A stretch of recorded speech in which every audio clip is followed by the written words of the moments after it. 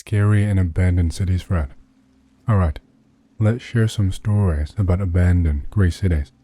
Places where people end up for reasons unknown. I used to have a recurring dream on a similar theme. I'd find myself walking down the streets of my city, but there was no one around. Everything looked abandoned for ages.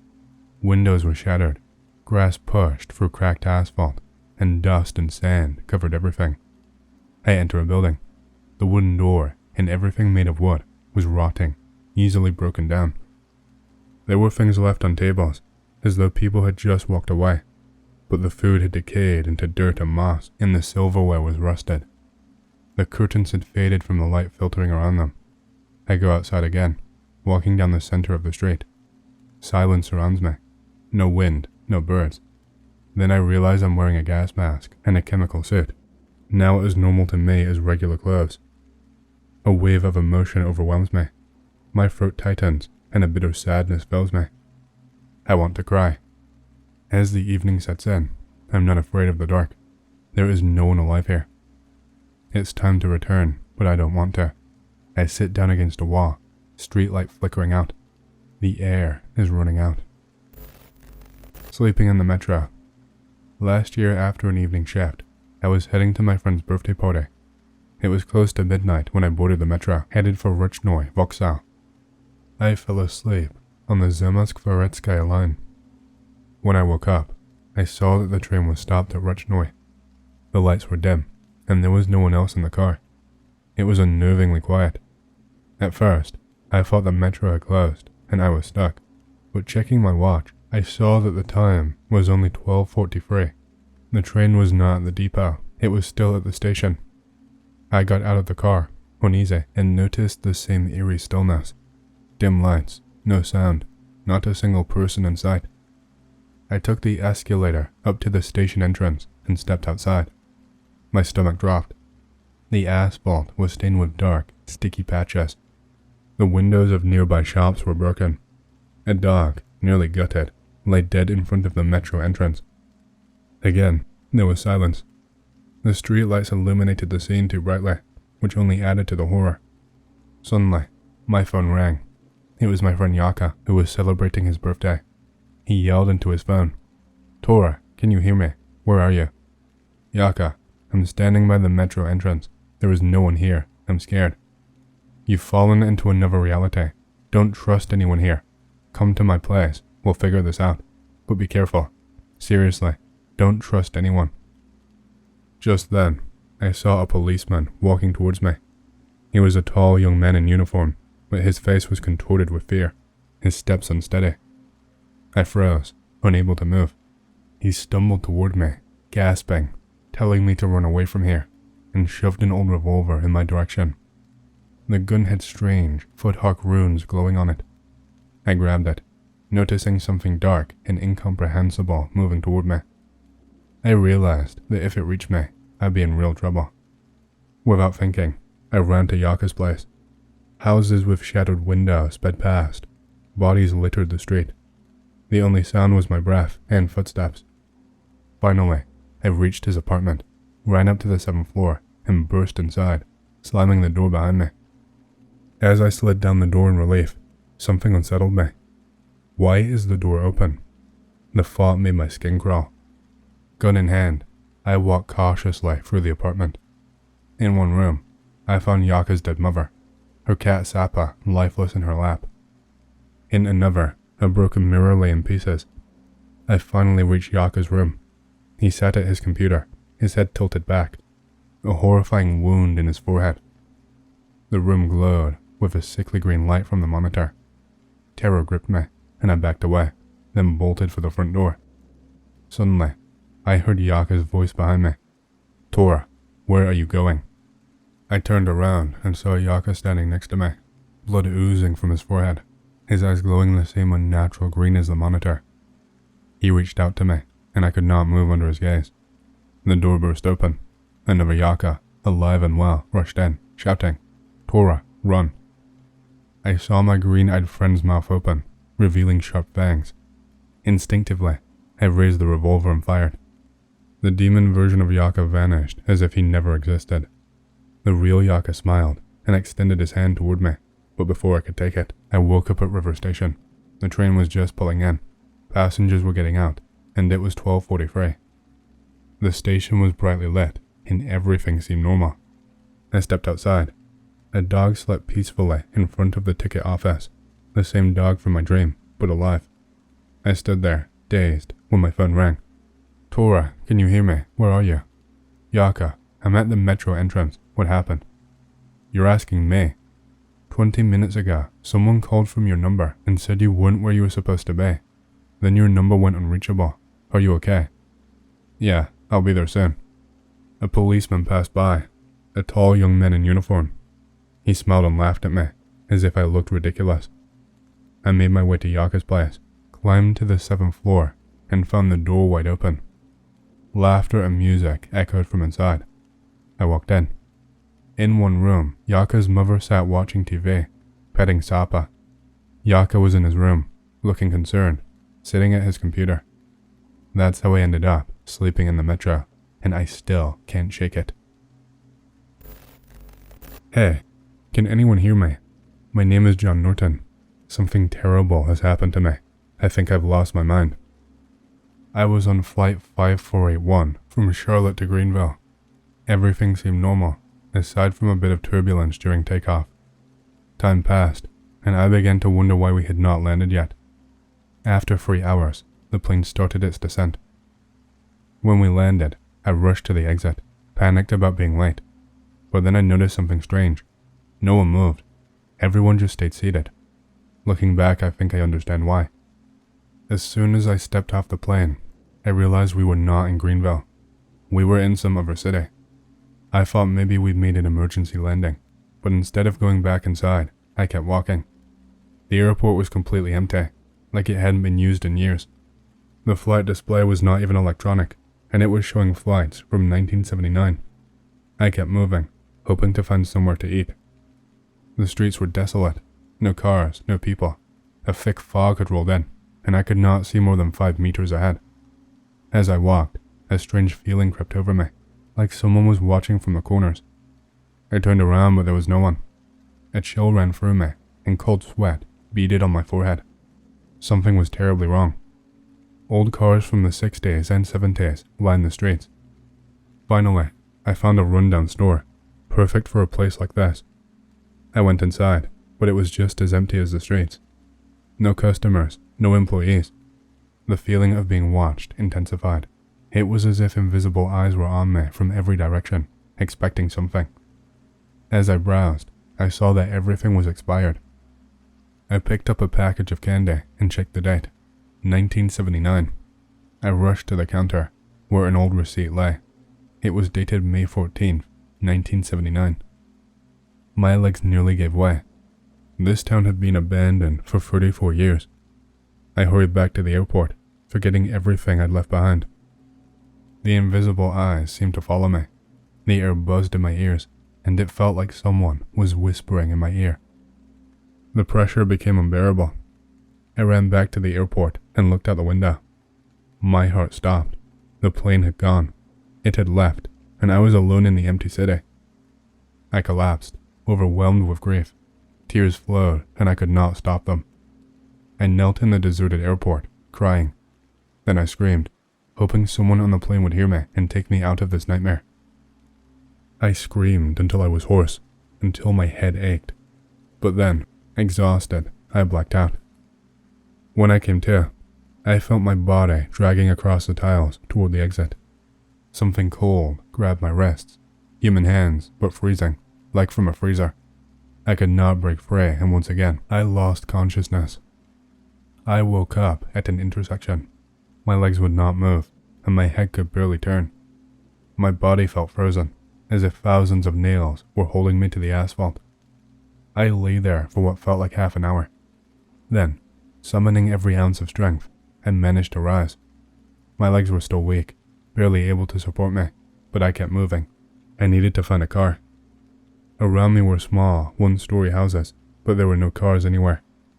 I walked from block to block, but all the cars had vanished. It was as if they had evaporated. As I continued, I felt the eyes again, watching me from windows, bushes, and poles. Then, through the fog, a figure appeared. A girl. I froze, staring at her. She did not even look at me, just ran past and disappeared into the fog. There was something off about her. She was not like the others. She was transparent, almost made of fog. Panic set in. I turned and ran, not daring to look back. Suddenly, the town seemed alive in a new, horrifying way. Foggy cars appeared, with foggy, ghostly figures inside. Ghosts emerged from houses, going about their business as if they were alive, yet their empty eyes stared straight through me. Eventually, I reached the city's edge. A sign appeared for the fog. You are leaving Slipstone. Have a nice trip. I could not run anymore and walked slowly, exhausted. I must have been walking for hours, but the fog never seemed to lift. It felt like it was closing in, ready to swallow me up and pull me back to that nightmare. I was starving, but my thoughts felt distant. It all seemed like a dream, and I thought I might wake up in a warm airplane seat. But it was not a dream. Another sign appeared. My body was drenched in sweat as I read it. Welcome to Slipstone. Population 2,306.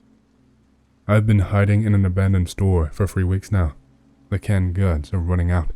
They're still out there, watching me, waiting for me to let them in. I found a recording device at the local radio station, and it seems to be working, though it can only transmit on one wavelength. I don't know if any of this is real, or if I'm just in a mental hospital, hallucinating. I've learned that these creatures only move in the fog. If they're out of it, they vanish. I've turned on the 3 fans I found, but the fog keeps seeping in through the door. If anyone can hear me, please help me. I'm in Slipstone. I'm not alone. January 8th, 2003.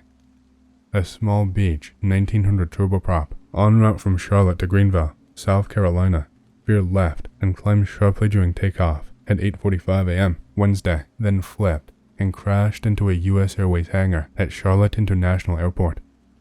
Of the 21 passengers and 2 crew members on board, almost everyone died. 2 others are still missing. The distress message, transmitted on an unused frequency, was intercepted by a radio amateur in North Carolina, who showed it to the police. The investigation revealed that the town of Slipstone did not appear on any map of the United States.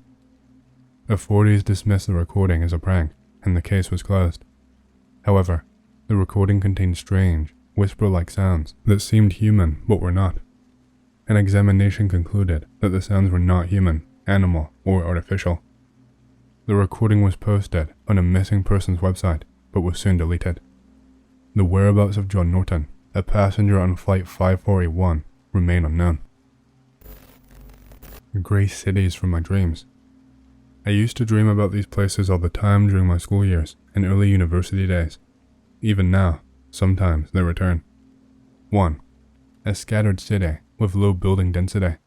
The sky is perpetually gray, and Soviet-era brick buildings dominate.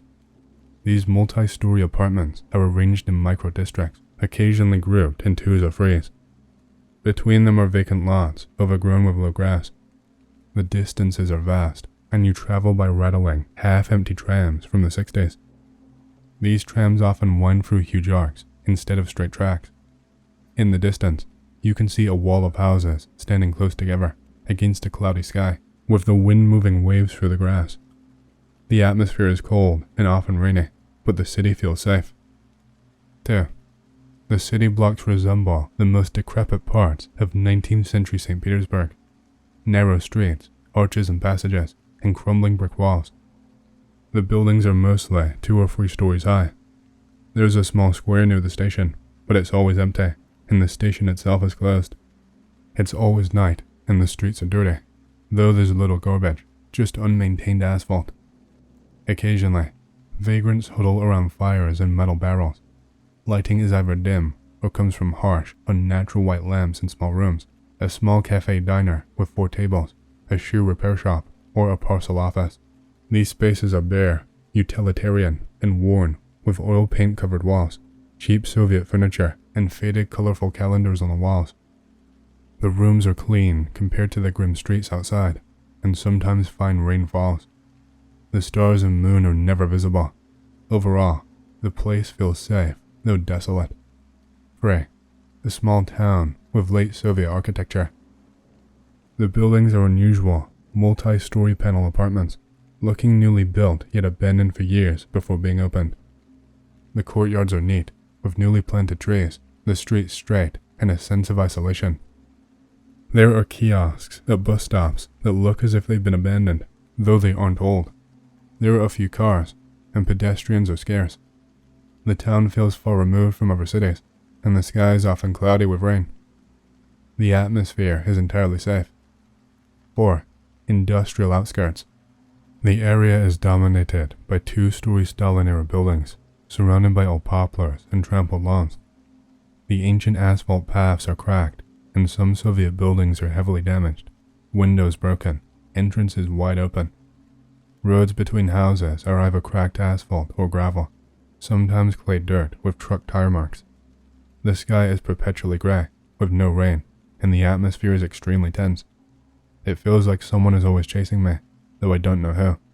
The fear is palpable, pure animal horror. Sometimes there are well-kept wooden houses in the private sector or small populated areas, but the industrial site nearby, either a thermal power plant or factory, feels like it's better avoided. The buildings around it are massive, with exposed rebar and large factory pipes scattered nearby. 5. A dull gray Soviet-style city grid. The city is full of tall, 7 to 9 stories, gray or red buildings, the style of Stalinist or even pre-revolutionary architecture. There are a few trees, and the ones that exist are tall, leafless poplars.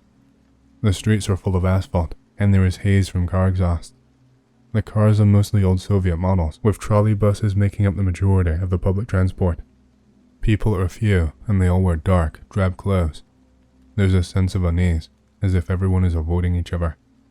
The dream usually leads to the central station square, a vast empty space dominated by a long grey station building. One side of the square holds a cube-shaped hotel, while the other side is filled with angular grey buildings. The square itself feels off-kilter, as though the residential buildings intrude slightly on the space. The pedestrian zone is either indistinguishable from the roadway or separated by low curbs. The square always feels deserted, with only a few rundown stalls. The level of danger here is medium, as it doesn't feel immediately threatening, but the tension builds. Each of these places I've visited multiple times in my dreams, and I can still remember the routes, the trams, and how to navigate between streets and squares. The danger levels indicate how likely I am to be pursued by something ominous, attacked by locals, which rarely happens, or meet an accident, like a traffic collision or falling from a height. I apologize if this sounds strange, but I don't know why I have these recurring dreams, especially considering I live in a well-maintained city now.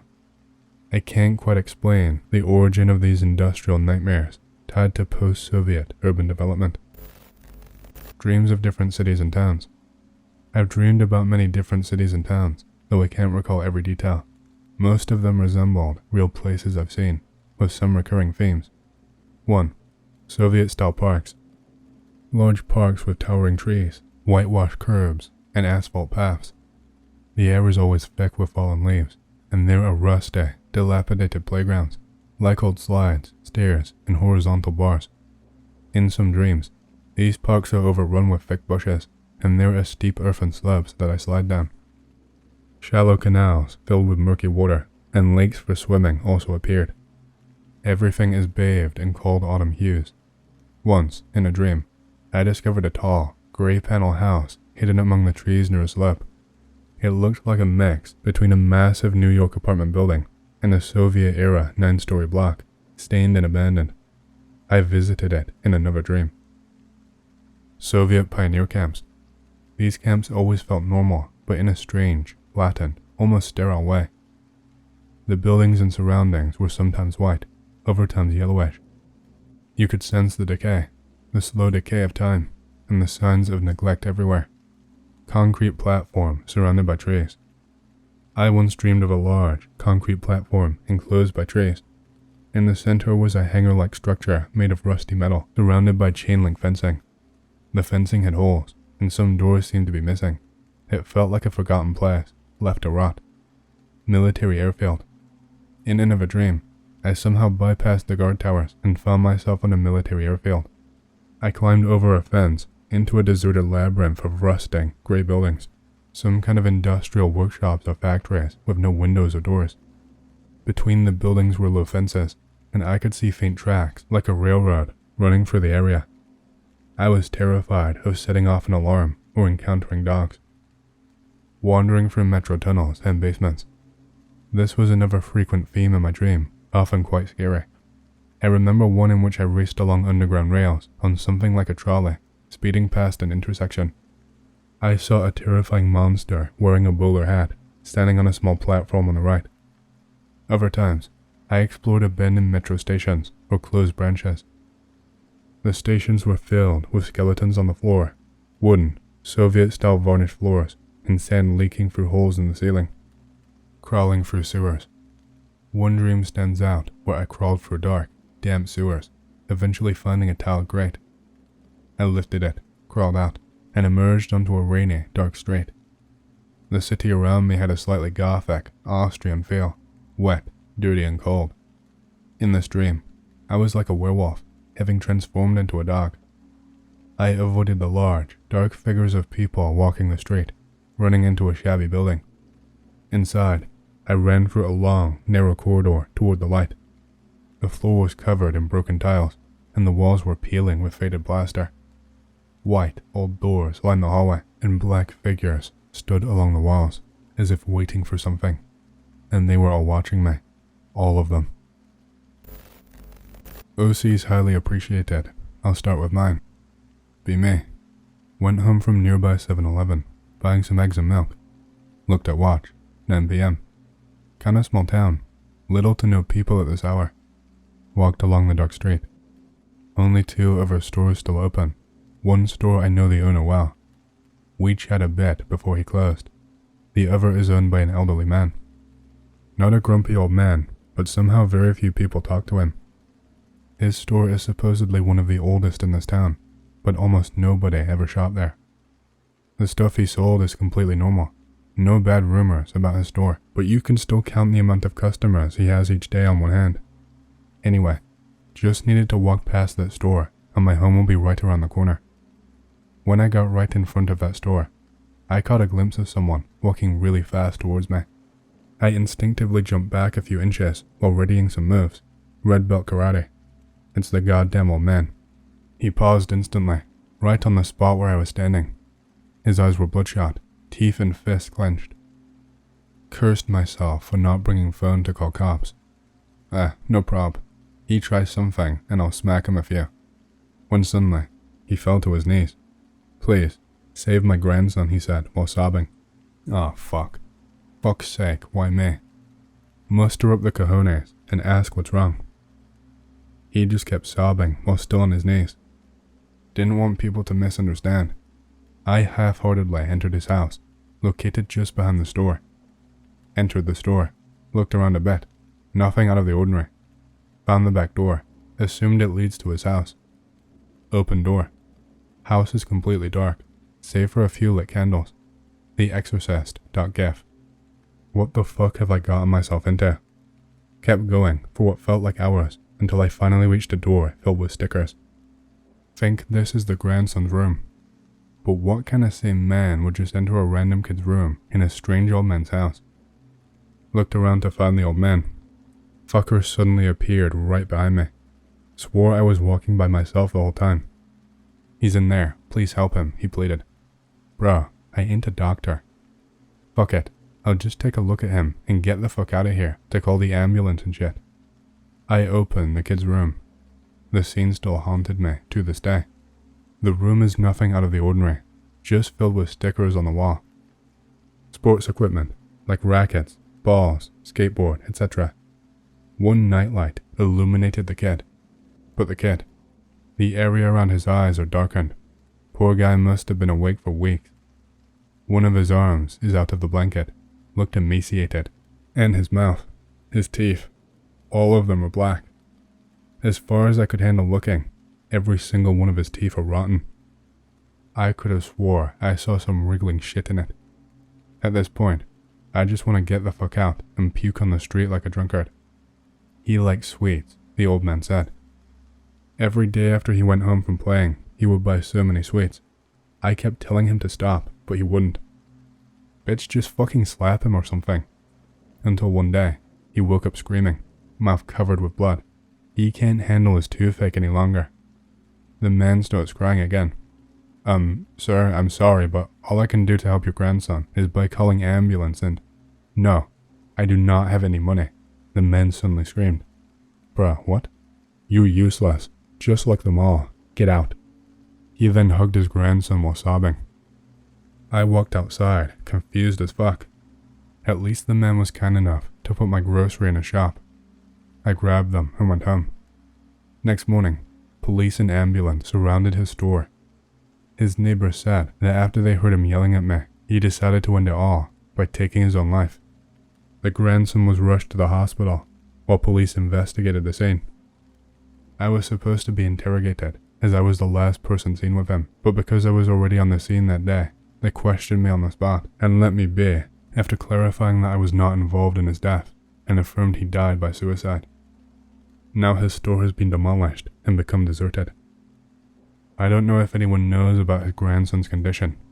He said just like them, so I think at least his family/relatives knew, but didn't know anything.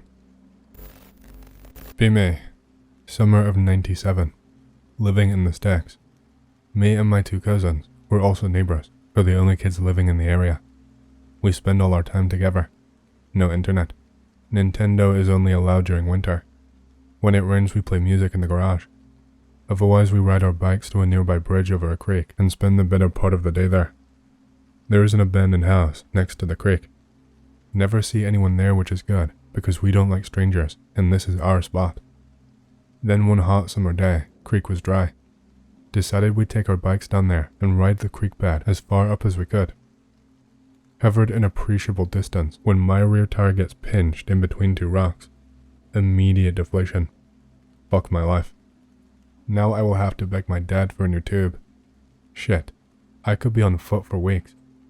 The three of us head back on foot because I want to save on my rim and us three work as a unit. We leave no man behind. Finally make it to the bridge. As we make our way back up from under the bridge, I see people near the old house. Looks like a clean-cut, urbanite family with a dad, a mom, and a couple of young kids, and they're all staring at us. Wow, we're fucking hicks, and we don't like that type, so we stare back with our chins up in the air. The family starts walking towards us, but they're a good 100 feet away. Cousin number one mumbles, the fuck do they want? I notice as they get closer that they all have a severe, stern look, like they're angry at us. Something is not right with those guys. Not breaking eye contact, I say, come on, we're out of here. Cousins agree. As we climb on our bikes, I look at my flat tire for 1 second, then start pedaling behind cousin number one. Cousin number two is behind me, and when I look back to see if he's following me, my hair just stood up on the back of my neck. Cousin number two was almost completely surrounded by those people. The dad had his arms stretched and ready to grab cousin number two by the shoulder. I yelled, "What the fuck, cousin number two? Move it." He started pedaling like it was no big deal. I couldn't go very fast with my tire, so it took 10 seconds for him to catch up with me. "What the fuck were you doing, man? That motherfucker was about to grab you by the neck." Haha, for real? Don't know how they did, but fuck, they got there fast. We never saw them again. I still wonder how they teleported so quickly to basically where we were standing just 5 seconds prior. They never spoke, did not make a sound, nothing. Always that vaguely angry, but mainly emotionless face. Shit still creeps me out after all these years. This involves woods, but the woods aren't really relevant to be honest. Hang around woods with friends. Have this little area we sit in to get high, have a drink, have a fire, that kind of thing. Meet two friends there one day. New chair has been introduced, which is a lot better than the logs and crates we normally use. It's this high back, comfy cushion chair. Ask where it came from. Friend found it outside an old folks' home. Immediately thinks someone could have died in it, and tell them we should get rid of it. Friend who got it insists I try it out first. Reluctantly sit in it. Yeah, it's comfy. Everything just starts feeling odd, like they're both talking to me, but it's all muffled, and I have tunnel vision. Get overwhelming sense of dread and no energy. You know when you wake up and you're still really tired and you have to physically drag yourself out of bed.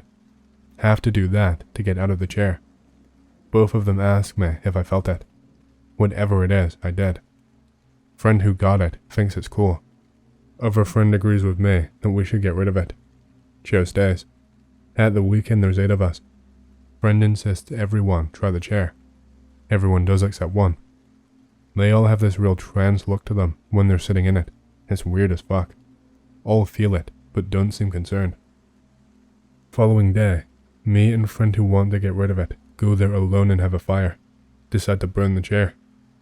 We assure ourselves it's a good thing, because it is cursed.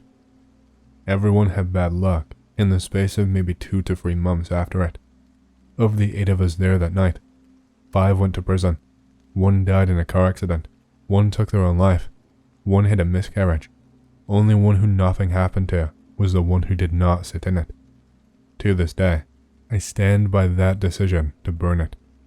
Coincidence? Probably. I still fucking hated it though. It's hard to describe how it made you feel when you were sat in it.